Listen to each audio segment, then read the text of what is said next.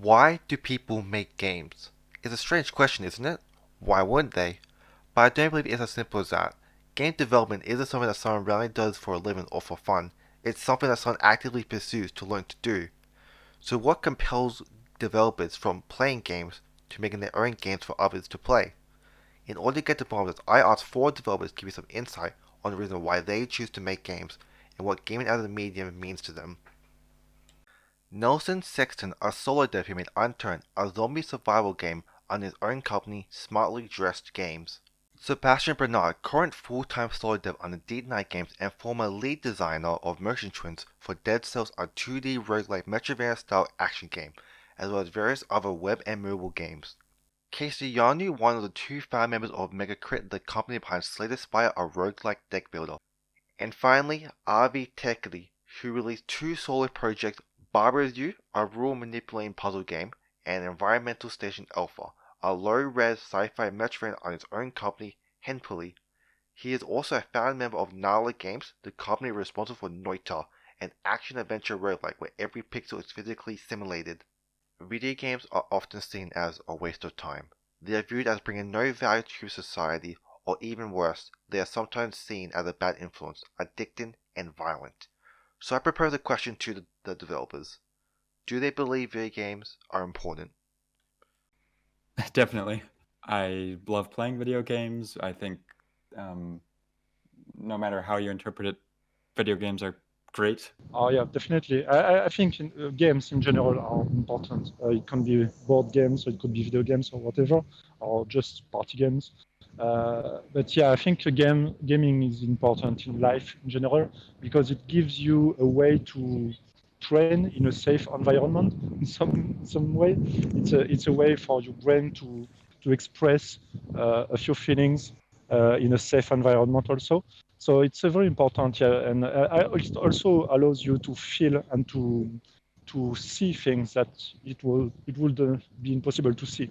For example, if you take the example of virtual reality, it's a very new opportunity for everyone to be able to see something like being in space and seeing a planet at the full scale, which is actually impossible in real life because you are not an astronaut. So yeah, I think video games is really important because of that. It conveys all the imagination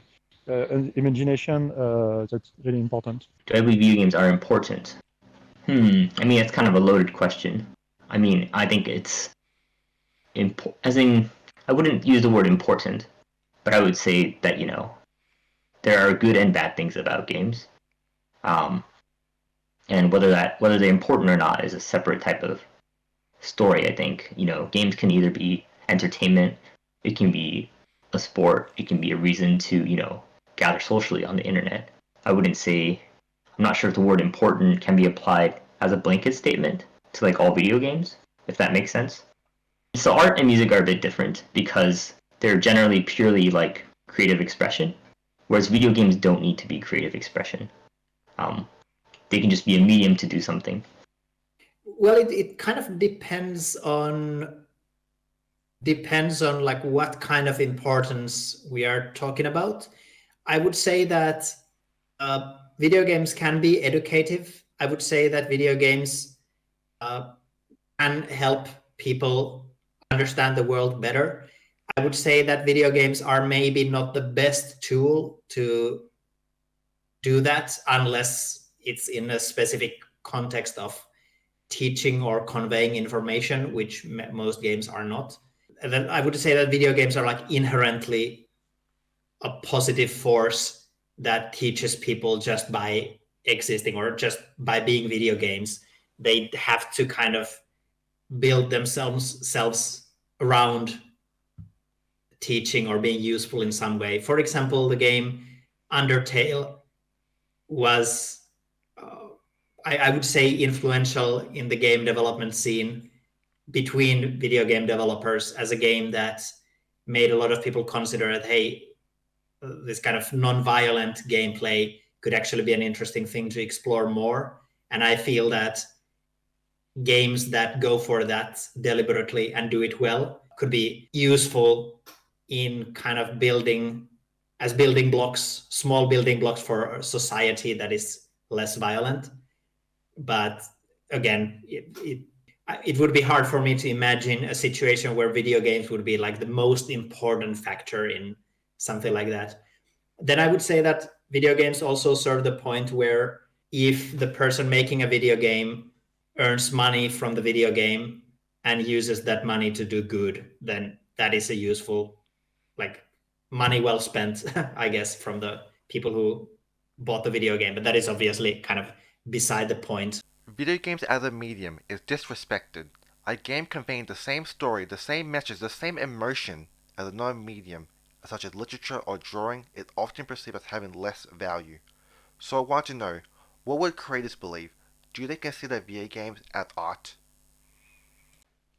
I think in terms of the direction of our games art, I think there are a lot of artistic games, no matter how you interpret that. Like there's games that are visually impressive. There's games that are like emotionally impressive. So I think no matter how you interpret the art aspect, there are amazing games that will that definitely contribute to the artistic medium, I guess. I think there definitely is a divide between games that are trying to be more artistic and games that are just trying to be games.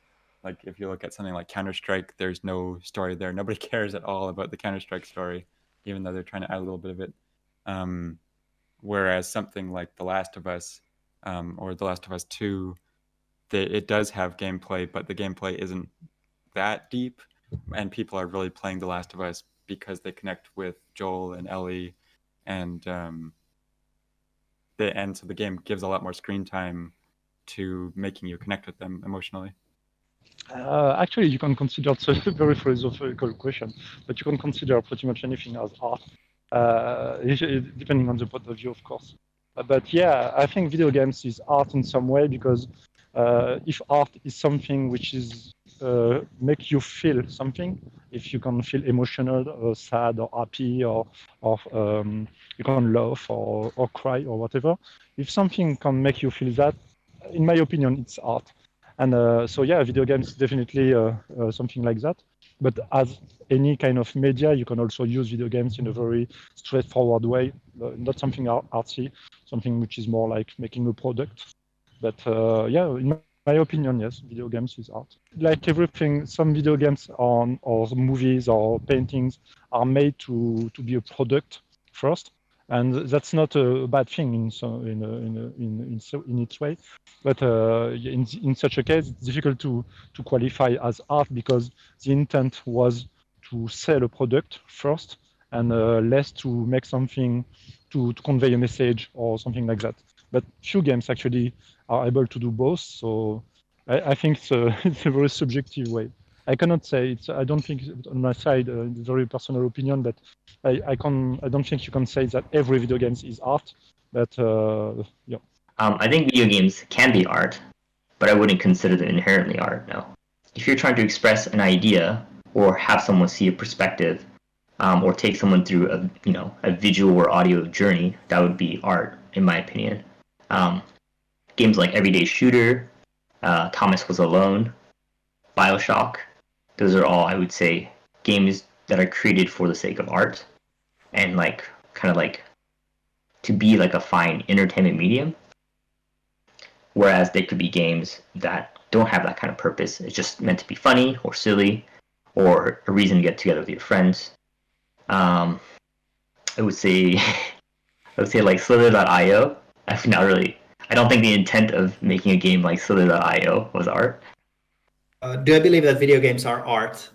Yeah, I definitely do. My understanding of the definition of art is probably very liberal in comparison to many other conceptualizations of what is art. For me, art is a very broad term, and I would definitely say that video games are art. I would definitely say that all games, even educational games, even games where the developer didn't make them in order to create art, I would still categorize those as art. Because for me, the definition of something being art is that someone subjectively considers it to be art. So for me, art is kind of in the eyes of the perceiver, and thus it means that the definition of art is so broad that it's kind of meaningless in some ways, but it's also the only way that kind of has made sense for me.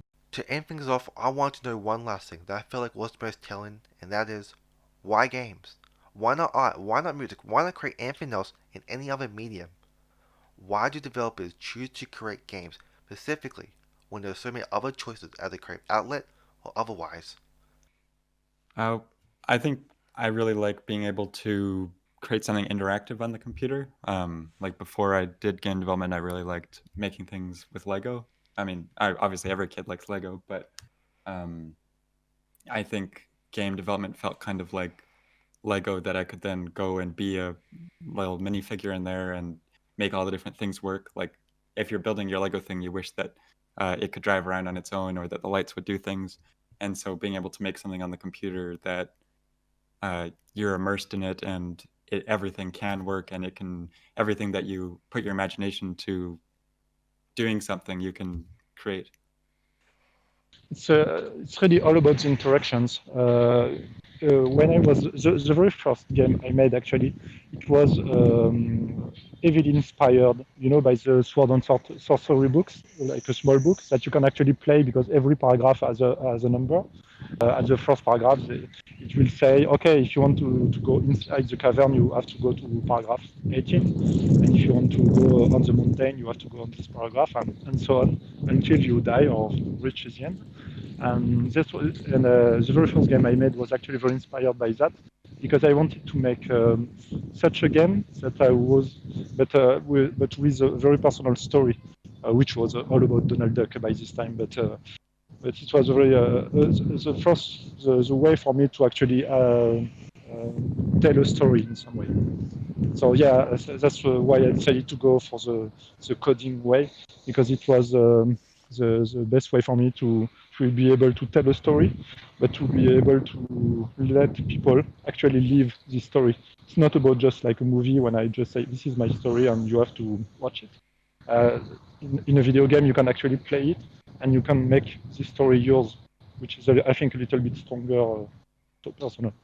Well, I'm kind of rubbish at art and music. I guess I feel like if I want somebody to try to understand what I'm doing, I think it's done very well through video games. I think it's, as an interactive medium, it's kind of easy for people to put themselves in a situation where they can fully grasp certain types of ideas, and you can also control the pacing of which ideas, are fed to the player, kind of like a book, right? Like there are chapters, right? And you go through them in order. I used to paint and draw comics, and in general express myself a lot through painting and drawing, and even writing poems as a kid. I've definitely had the urge to create stuff, from a very early age. I would say that I've noticed over the years that as I've grown more and more serious with my game development, it's been also more and more difficult to build up motivation to express myself in those other ways. I haven't painted as much for the past several years as I did at some point. I haven't drawn as many comics as I did, which is kind of a shame. But I think one of the big reasons why that is because video games as a medium offers some tools that I don't feel I have with my other tools or the other things I do, in that I'm not a good enough artist, or artist in the sense of like painter or comic artist, that I would be able to craft such stories or scenes that evoke the same kind of emotions that I'm able to evoke with games, because games have the interactive element, games have the game mechanics part, or games combine many things together, and at the same time games also have different types of expectations to other forms of media. So I've noticed that if my goal is to evoke a specific emotion, for example, I want to invoke the feeling of coldness, or something being very cold, I think I would be able to make a painting that evokes something like that. I might be able to make a comic that evokes something like that, but I would definitely feel that I would have the highest chance of evoking that if I made a game, because in a game I would trust my ability as a visual artist to make graphics that have the correct colorscapes. But I wouldn't have to rely only on that. I could also rely on partially on audio, on the kind of gameplay elements, animation. There's like so many things coming together that a single element doesn't have to pull all the weight. Whereas in a painting, the like picture has to pull all the weight, or in a comic, there's the pictures and the text. So there are more elements. Also in picture, obviously, there can be like there's composition and stuff, but they're still kind of like they are still in the same category of things that have to evoke this atmosphere.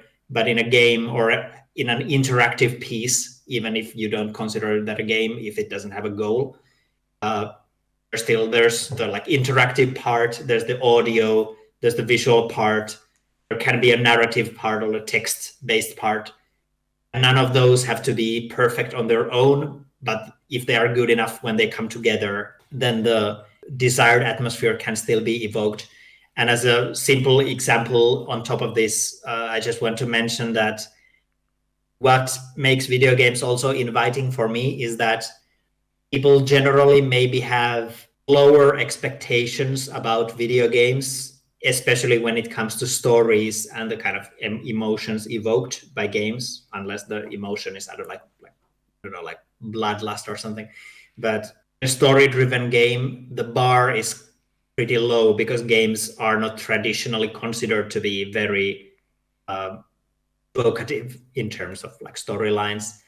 So that is also, even though it's kind of like a weak thing for me to say, but for example, when I made Environmental Station Alpha, it was definitely easier to make a story in the form of a game instead of, for example, writing a short story or making a comic, because I could make a very simple story and people would kind of forgive me the simplicity of the story because they wouldn't be expecting anything more. So I could kind of try my hand in telling some kind of a serious story without being as much afraid of it just like not working out at all. I wouldn't say that the story in Environmental Station Alpha is good. It's a very generic story, but I still told the story and it was a big thing for me at the time. So that also helped.